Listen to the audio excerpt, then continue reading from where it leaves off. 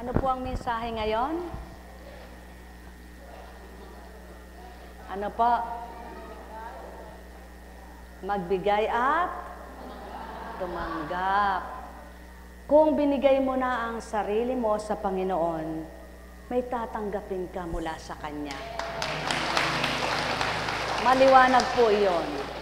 Subukan po ninyong buong galak, buong taimtim sa puso ninyo at makatotohanang ibigay ang sarili nyo at may tatanggapin po kayo mula sa Kanyang paghahari ng banal na Espiritu.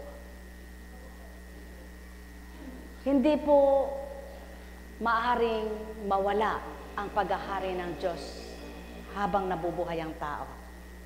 At hindi naman po maaaring mamatay ang tao na walang patutunguhan. Lahat ng namatay may patutunguhan, lahat ng nabuhay may paroroonan. Tama po ba? Kaya napakahalaga ng pagtanggap at napakahalaga ng pagbibigay. Nang tanggapin mo ang Panginoon sa buhay mo, paano mo siya pinamigay sa kapwa mo? Paano mo na ipamamahagi ang kalooban ng Diyos sa buhay mo? Nang may isinuko ka sa Kanya, paano mo siya naramdaman at paano mo napatotohanang ibinigay mo ang sarili mo sa Kanya? Mga minamahal ko, sadyang napakasarap magsuko ng sarili at napakasarap tumanggap sa kaloob ng Diyos. Walang hanggang galak. Sabi nga, kahit na naglilinis ka, pag masaya ka, natatapos ka, hindi mo alam. Pag nakita mo yung nilinisan mo, ikay masisiyahan. Ganon din ang paglilingkod ukol sa kabanalan. Habang naglilingkod ka, tumutupad ka, masaya ang puso mo, maligaya ang nararamdaman mo sapagkat nakatutugon ka sa kaloob ng Diyos sa iyo. Nakatutugon ka sa patnubay ng Espiritu Santo, hindi ng ganang sa iyo lamang at sa iyong kagustuhan. Kaya nga, sino magsasabing walang banal na Espiritu? Tama, walang banal na tao. Subalit may banal na Espiritu. Iisa lang ang banal na tao, ang nagkatawang tao. Subalit ang banal na Espiritu, kahit kaninong tao maaring lumukob ito. Kaya, ang paglukob naman ay hindi nakikita na parang binabalumbungan ka ng panyo o kumot na isusuklob sa'yo o tela na mula ulo ibabahagi sa iyong ibababa. Ang banal na Espiritu lumulukob sa buong pagkatao na walang makakakita. Subalit ang nilulukoban nadarama. Ang pagsuko niya ay naibibigay niya sa Ama. At ang naisuko niya, ang Amang nagbabalik naman sa Kanya. Buhay ba ang Diyos? Kaya kapag buong galak mo sinuko ang puso mo, ang puso mong iyan ay binibigyan niya ng galak, kasiyahan, kakontentuhan at kapayapaan ng kaisipan. Sa makatwid, walang nasayang at masasayang sa pagsuko ng tao sa Kanya.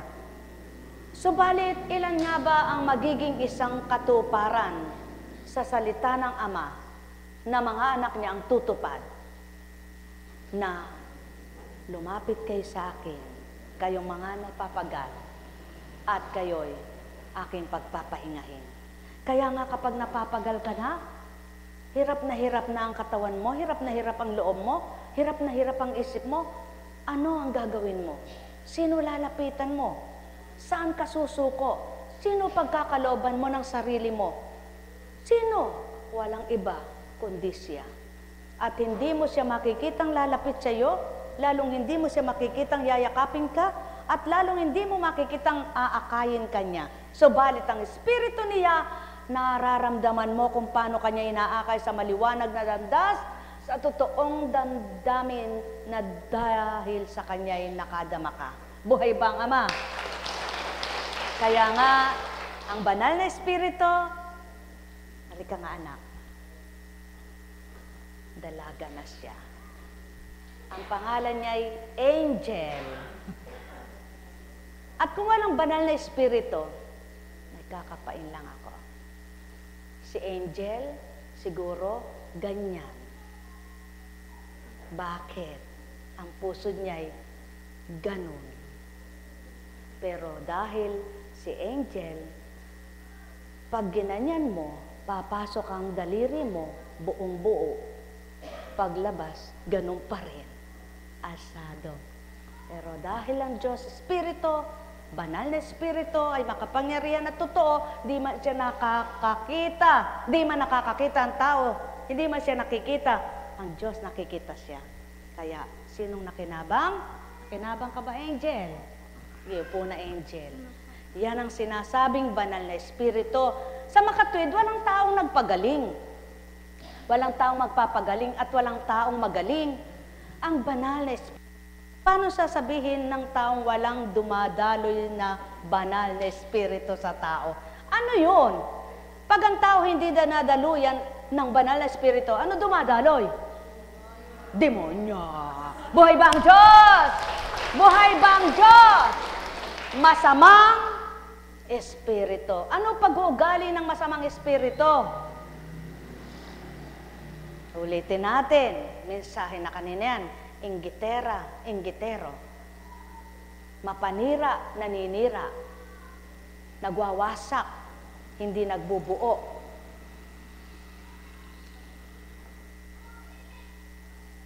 Humuhusga, nangungutya, nanuluya, humahamak. Ang banal na Espiritu, kumukupkop, nagmamahal, nagbibigay, nagpaparaya, umuunawa. Sa makatwid, nandito kayo ngayon, mga anak ng Ama, suriin ang sarili nyo. Nagawa na ba ninyo ng mabuti ang kapwa nyo? At gumawa ba kayo ng mabuti sa kapwa nyo? Banal na Espiritu yan. Subalit, pilit nyong gustong magbago, hindi ba kayo nagbabago at hindi kayo nakapagbabago? Demonyo yan. Buhay ba ang Diyos? Buhay ba ang Diyos? Tapat ba ang Diyos? Ibig sabihin, wala ka pang isinuko. Sinasabi mo lang sa bibig mo, may sinuko ka. Ang buo mong pagkatao, labag. At laban sa isinuko mo. Dahil hindi sumusunod ang katawan mo, hindi sumusunod ang puso mo, hindi sumusunod ang isip mo, ang bibig mo lang ang nagsalita. Kaya nga, yun ang tinatawag na huwad. Buhay ba ang Diyos? Sapagkat ang banal na Espiritu ay hindi huwad. Totoo.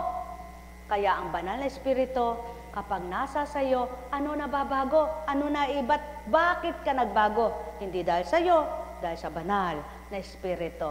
Mga minamahal, tandaan ninyo, masarap magbigay at masarap tumanggap. Kapag may binigay ka, may tatanggapin ka. Kapag may binigay ka, may tatanggapin ka. Kapag may binigay ka, may tatanggapin ka. Araw at gabi, kapag may binigay ka, may tatanggapin ka. At kapag nagbigay ka, masaya puso mo. Kung masaya kang nagbigay, maligaya kang totoo. Kaya ang bawat pagbibigay, may tinatanggap at may tatanggapin. Ibigay niyo ang sarili niyo sa Ama, tatanggapin ninyo siya. At may matatanggap kayong masigit pa sa Kanya. Sapagkat ang banal na Espiritu niya, araw at gabi man, maraming binibigay, maibibigay sa lahat ng dako, sa lahat ng sandali, sa lahat ng Kanyang mga anak. Buhay ba ang Diyos? Kaya, napakasarap sumuko. Alam nyo, manapang magalit kayo, mainis kayo, pag may nangyayaring kayo, hindi naman kayo kumikibo, mga kapatiran, lalo na't yung mga chapter. Wala naman kayong ginagawa doon sa mga ibang organisasyon, pero bakit nagagalit sila sa inyo, nayayamot sila sa inyo? Alam niyo yung gawin nyo? Makiisa kayo sa kanila. Makiisa kayo sa kanila. Dahil patototohanan ninyo, may binigay ang Diyos sa inyo at may bibigay kayo sa kanila. May tinanggap kayo dahil nagbigay kayo. Buhay ba ang Ama? Buhay ba ang Ama? Tapat ba ang Diyos? Sayang ang pagpapagal, sayang ang paghahandog, sayang ang pagsasakripisyo kung ang ginagawa mo'y wala sa katotohanan. Sayang. Sayang na sayang ang bawat araw mong paghahandog ng sarili mo kung ang ginagawa mo ay wala sa katotohanan. Sapagkat hindi ito kalugod-lugod at di nakalulugod sa pananaw ng Ama, sapagkat kung gumagawa ka man, may nasisira kang kapwa-tao, may napapahamak kang kapwa-tao, at mayroon kang sinasaktang kapwa-tao, anong napala mo? Anong mapapala mo? At ano ang ibinigay mo na mula sa Ama? Binigay mo sarili mo, ngunit wala siya. Buhay ba ang Ama? Kaya kayong lahat, mga minamahal ko, sumainyo ang kapayapaan. Pagharian kayo ng lubusan, mapuspos kayo ng tuwiran, magliwanag kayong walang kamatayan. Sapagkat ang liwanag ng Ama ay walang kamatayan. Pagpalain kayo. Buhay po ba ang Diyos? Tapat ba ang Diyos? Totoo ba ang Diyos? Ay, buhay po ba ang Diyos? Mga chapters, ipagpaumanhin po ninyo kung hindi pa tayo nakakapag, ngayon, wala pa po akong, ba yung tawag doon, nakakabisita sa inyo. Pero kayo naman po, bawat chapter, patuloy ang pagtupad. Patuloy ang pagbaba, akyat baba ng imahin. Imahin lamang po yon, hindi iyon Diyos. Rebulto lamang yon, hindi yon si Kristo. Ngunit ang Espiritu niya kasama niyan bilang Espiritu. Buhay po ba ang Diyos? Kaya sa inyong lahat, may pakinabang pa rin. Dahil nagbibigay kayo ng alay niyo yung sarili, may binabalik naman ng Diyos sa inyo. Mayroon ba kayong pakinabang sa pagpapagal ninyo? Nakikinabang ba kayo sa paghahandog ninyo ng sarili? Sa pagbibigay ninyo ng sarili para sa kapwa nyo? Nagiging 100 ba kayo para makakita ng liwanag ang kapwa nyo? At nagiging paraan ba kayo para magising ang kapwa nyo sa katotohanan? Kayo rin, kung paano na ibibigay nyo ito sa kapwa nyo, may ibibigay din ng Diyos sa inyo. Kung paano kayo may isinuko, mayroong ipagkakalob ng ibayo sa inyo. At kung paano kayo nag-alay, mayroon ding mag-aalay sa inyo. Buhay po ba ang Diyos? Ang sabi nga, ang binigyan ni Pedro at binigyan ni Juan, ang nagbigay naman sa kanila ay si Petra at si Maria. Tama ba? Ibig sabihin, lahat ng tao na bukas ang palad, abot ang kamay sa bawat kapwa nila, may umaabot din sa kanila para isadyad at ihakbang sila makatawid, makasadyad sa lakbayin sa daigdig. Buhay ba ang Diyos? Tapat ba ang Diyos? Totoo ba ang Diyos? Kaya sa inyong lahat, kailan may walang masasayang kapag may binigay ka, may magbibigay sa iyo. Tandaan niyo mo. Ulitin nga ninyo, ano ang ibig sabihin ni Father? May binigay ka, may tatanggapin ka. O kayo po ba, wala pang tinatanggap? Kung wala kayong binigay, wala kayong tatanggapin. Subalit kung kayo'y may binigay, may tatanggapin kayo. Sigurado. Buhay po ba ang Diyos? Itaas nga ang kamay ng walang tinatanggap. Lahat kayo'y may tinatanggap. Itaas ang kamay ng mga may binigay. Hintayin nyo kung paano nyong binigay ang puso nyo, ang isip nyo, ang buo nyong pagkatao. Ang Diyos naman ang magbabalik ng higit na galak sa inyo. Buhay ba ang Diyos? Kaya ang lahat ng tao may pakinabang at makikinabang. Ano?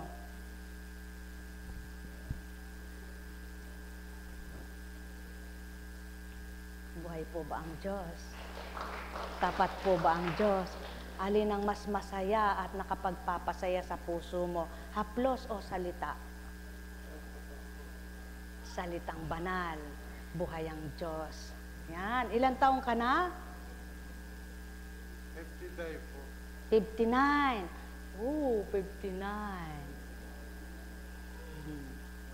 59. 59. Bata pa. Batang-bata pa. lagi niyong tatandaan, kapag nabubugnot kayo, tinatamad kayong manampalataya, natatamad na kayong manalig sa Ama, alalahanin niyo ang inyong pamilya. Paano sila? Kung kayong dapat na nauunang mga magulang ang nanghihina, tinatamad, nagsasawang manalig sa Ama. Ano pa kaya ang mga anak at apo nyo? Buhay po ba ang Diyos? Kaya pinupundasyon nyo lamang ang pamilya ninyo sa matibay at matatag na pananampalataya kung kayo mismo na mga magulang ang nagbibigay halimbawang mabuti. Buhay ba ang Diyos? Kaya sa inyong lahat, dalhin nawa ninyong taglayin sa pag-uwi nyo ang pinagkaloob nyong buhay sa Ama. May ibibigay din siya, sapagkat kung paano kayo nagbigay, may tatanggapin kayo. Pagpalain kayo. May tanong baga kayo? Wala kayong tanong. Sinusugan lamang. Uulit-ulitin sa inyo, walang katotohanan ng balita.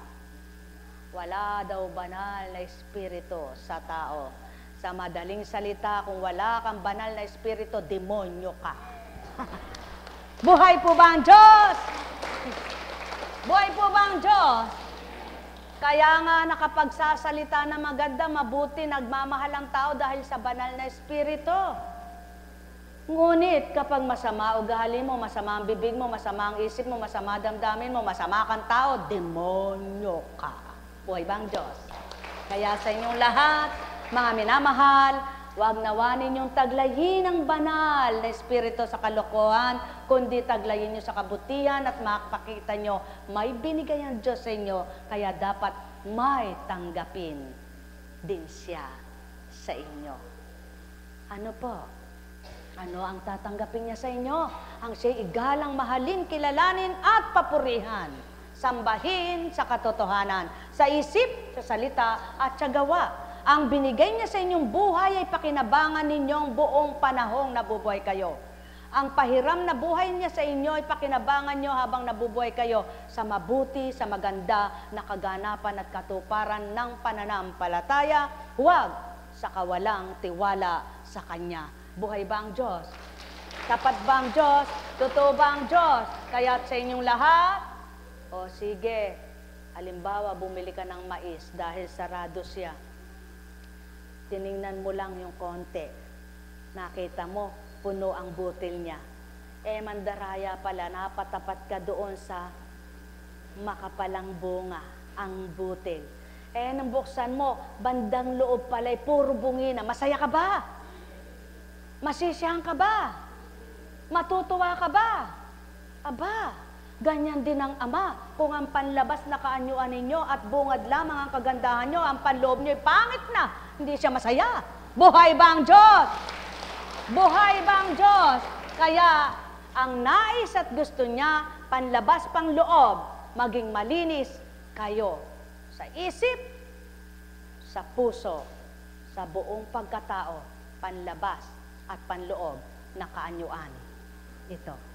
Kaya sa inyong lahat, sa pangalan ng Diyos Ama, Diyos Anak, Diyos Espiritu Santo, humayo kayong taglay, ang puso nyo'y maligaya, ang isip nyo'y malinis, ang liwanag ay nasa inyo, at ang kapayapaan ay magharing ganap, at patnubay ng Ama ang inyong asahan at kamtin sa bawat sandali ng inyong buhay, upang patuloy kayong matutong kumilala at tumanggap sa Kanyang kapangyarihan, at ang kadakilaan niya ay huwag niyong kaliligtaan, sapagkat siya'y imposible sa tao, posible niyang nagagawa. Pagpalain kayo, tayo na, mulitan na. Buhay na buhay ang Diyos na totoo. Mahal na mahal kayo ng Panginoon. Kailan may di kayo iiwan, kailan may di kayo lilimutin, meron pa pala itong mga pahabol. Yan ang buhay, lagi niyong tandaan.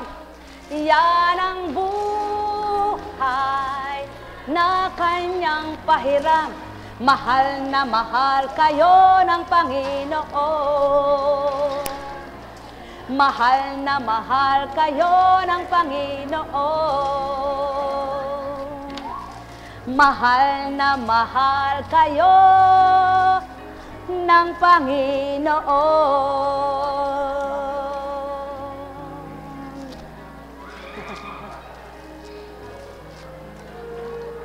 Ay, sus, mahal na mahal.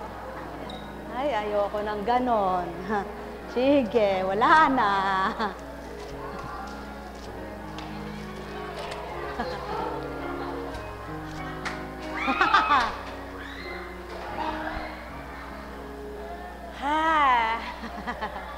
O, pwede na po tayo.